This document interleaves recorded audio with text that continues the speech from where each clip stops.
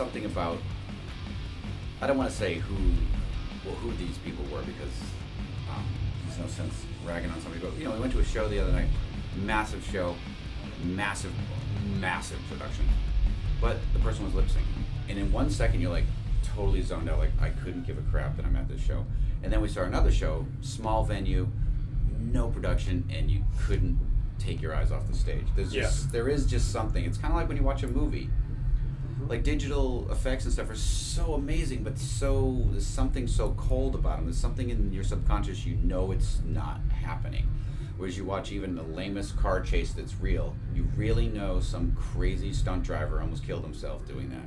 And there's something connect to that's real. So that's something that I hold on to that glimmer of hope. I find myself having conversations about this with people all the time, because it's not that CGI is bad, just like it's not that Auto-Tune or Pro Tools is bad. It's that stuff should be, like they say, the best editing is the editing that you don't notice. Well, none of it's bad. No, they're just tools. They're tools. And when you overuse it, enhance. And I think what I see a lot is people get so excited about it and it dates so quickly. Like you go, wow, that movie that looks so killer, like 5 years ago, this effects now look like shit. Yeah. Then you go back and watch something that was more like physically done, like say Alien or 2001. You go, this still looks fucking amazing. How is that even possible? Exactly. And that's why even, it's funny because I keep I'm the naysayer reminding people, like, we don't know what the Star Wars movie plot is. We don't know how any of these actors are going to be. We don't really know anything about these characters. But yet we're all so excited because it's like, wow, real sand. Yeah. Like, I saw real sand in the trailer. I think that it's weird because, whatever, this is just my opinion. No. Who gives a fuck? But, I'm with it. It's like, I don't care that it was fun when you just saw Peter Mayhew in his Chewbacca costume. Yes. I don't need so, the logic would be, well, then if you like that, 1,000 CG Wookiees running over the hill would be way better. I'm like, no, that's just stupid. My brain can't wrap itself around that. If you liked the Yoda puppet, wait till you see him doing somersaults. Yeah, it just becomes, to me anyway, I don't know, but I think. But then that's a generational thing. You may have kids, they go back and watch the originals and they go, yeah, that'll be interesting to see. I don't know, what do I Because I remember, and I guess this even was a while back now, but I was covering the Matrix sequels and saw a screening of the first sequel. And everybody's like, that reverse freeway chase and blah, blah, blah. And I was like, I liked when they did that in To Live and Die in L.A. and it was real. Like it just watching a video game. Yeah, I think doesn't do anything for me. It's funny. The biggest thing I think it affects sometimes is the actors. Because you'll notice, like, if you watch, like, Phantom Menace, if you dare, like, you have Ewan McGregor, Liam Neeson, and, like, Natalie Portman. Yeah, no one thinks they're shitty all actors. Three, and except in that movie, they are shitty because it seems like they're always on a green screen. And I've talked to actors that have been in those types of movies, and they go, it's horrible. You spend 6 months staring at a dot on a green wall, and they go, oh, yeah, well, we're going to have this creature. Your island's going to be here. Yeah. So, yeah, it's you can feel that the actors have nothing to grasp onto because there's nothing there. It's they funny. Even walk funny because there's no hallway there, and there's right. walking. I just got into this conversation on Facebook recently because people were complaining that there was news that Hayden Christensen might show up in one of these, and people were like, now just when I thought it was going to be good, and I went, hey, the only problem with him is that these are the only films you associate him with. But you don't hate Samuel Jackson or Ewan McGregor or Liam Neeson or Natalie Portman. You don't blame any of them. And their acting's just as shitty in those movies. So yeah, maybe the kid's great. Who knows? Frankly, I don't give a shit. Hey, I was excited about Star Wars in 1977. Not anymore. I'm sorry. Exactly. Well, let's talk about your movie. I can only be excited about that. Let's talk about your movie that I am excited about, especially because I don't know much about it. There's not like a lot of movies now in the pre-promotion campaign. It's here's every single detail. Well, that's the problem. It's tricky because, especially with something that's like a horror movie or something where so much of the impact of the film will be the element of surprise. It's hard to promote because you can give everything away and make people go, "Oh, that looks so great," and then they see the movie and they go, "I know everything." I do that all the time. I'll watch a trailer.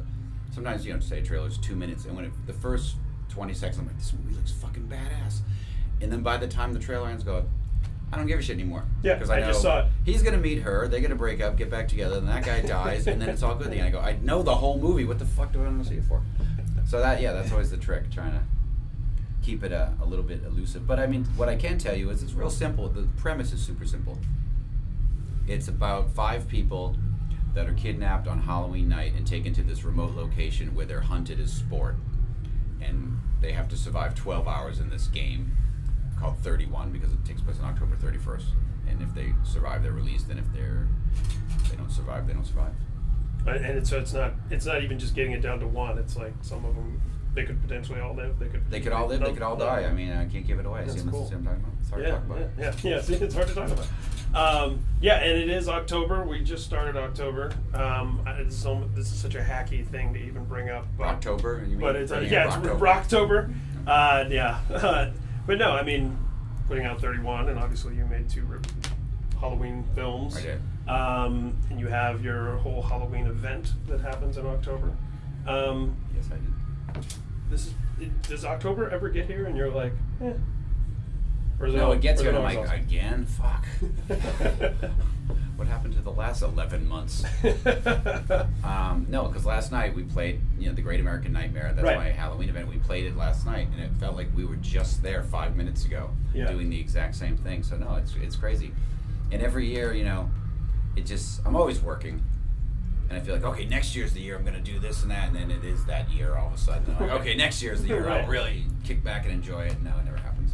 And that's got to be the thing. Being a creative person and being, like you're saying, albums at one point took a long time, but there's still an immediacy to going out and performing at a show like this. You did the immediate creative expression, immediate connection. Because we don't know what's going to happen. Right. That's what's good about it. I mean, we know what songs we're going to play, but we don't figure everything. We try to keep it loose and spontaneous because that's why it's fun. Because it'll always be different, or we try to. And then with a film, especially when you're writing, producing, editing, directing, obviously, you're like so heavily involved. I would imagine where do you find the balance between I've got this idea, I want to make this movie, this is in development, that's in development, and then shit doesn't happen or doesn't, how do you put it all into one movie for a few months? Really what happens, I like that because I like getting away and just focusing on the movie. In fact, to come here suddenly and do this is very jarring. I've been away from touring, I've been off working on the movie, editing, and you kind of get into a different mode. It's a different mindset. And you just movie. And literally last night was the first show back, and I'm sitting there going like, fuck, do I even remember the fucking songs? I know they're in there somewhere, but, I haven't thought about them for so long. Yeah. So, it is different. And as far as all the different elements, I have a million different ideas, and I try to get to them all at one point or another, but I never know what's next. 31 I thought Broad Street Bullies was next. Right. That stalled, and I didn't want to. That was the hockey movie. Yeah, and that could have went on for years and years and years. And maybe it would have got made, maybe it would, but sometimes, things stall. And now, so I made 31, and now after 31, I believe it's this movie called Raised Eyebrows, which is this true story about Groucho Marx. But that could stall, and it could be something else. I just never know. Every time I think I know what the next project is. You've been fascinated by Groucho Marx for a long time, right? Since I was a little kid. Because when I was little, the Marx Brothers were always on TV, as was, You Bet Your Life, the game show, Groucho's game show. So I just always grew up that. And also, too, there was a big resurgence of Groucho in the early 70s, which is part of that's in this film. So that would have been, at 10 years old, perfect age to just discover all that stuff. So that's why it was always important to me. Awesome. Rob Zombie, ladies and gentlemen, Alternative Press, APTV. Thanks for talking to us. Right on.